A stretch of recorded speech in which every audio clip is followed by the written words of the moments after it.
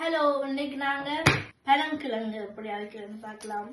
இது அம்மா இன்னைக்கு தமிழ் கடையில உருளி கொண்டு வந்தவா. இது வந்து தோலோடையும் அவிக்கலாம், தோல் இல்லாமலும் அவிக்கலாம். நாங்க எப்படி அவிக்க போறோம்? தோலை உரிச்சு போட்டாவீங்க, அப்பதான் நான் அவிப்பேன். சொல்லுங்க. தோல் உரிச்சுட்டு அவிப்போம். நாங்க இந்த தோலை இப்படி உரிச்சா காணும். இப்ப நான் இதெல்லாம் உரிச்சிட்டேன். தோல் உரிச்சா பிறகு இதுல பின்னால இப்படி இருக்கிறத கட் பண்ண வேணும்.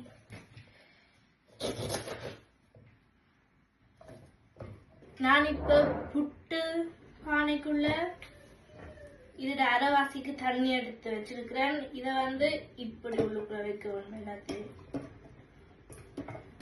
இதுக்குள்ள நாங்க கல் உப்பு கொஞ்சம் எடுத்து போடுவோம். கல்வா போடுங்க, அப்பதான் உப்பு போட்டது நல்லா இருக்கு. ஐயோ கணக்காது. இத கூட்டிட்டு அவிப்போம். கூட்டிட்டா அடுப்புல வச்சுங்க, முதலாம எங்க வச்சு மூடுங்க. இது வந்து தண்ணி மேல வந்து பொங்கி ஊத்துற வரைக்கும் அவிக்க வேணும். நாங்க இப்ப மூடுவோம்.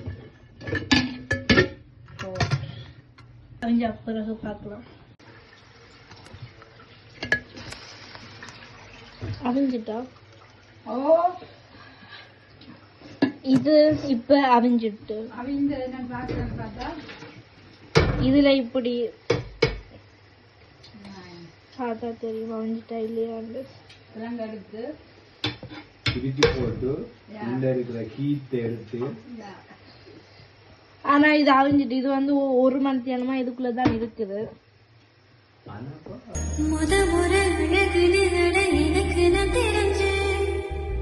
ஒரு முறை உன்னை நெருங்கையில் பல முறை தொலைந்தேன்.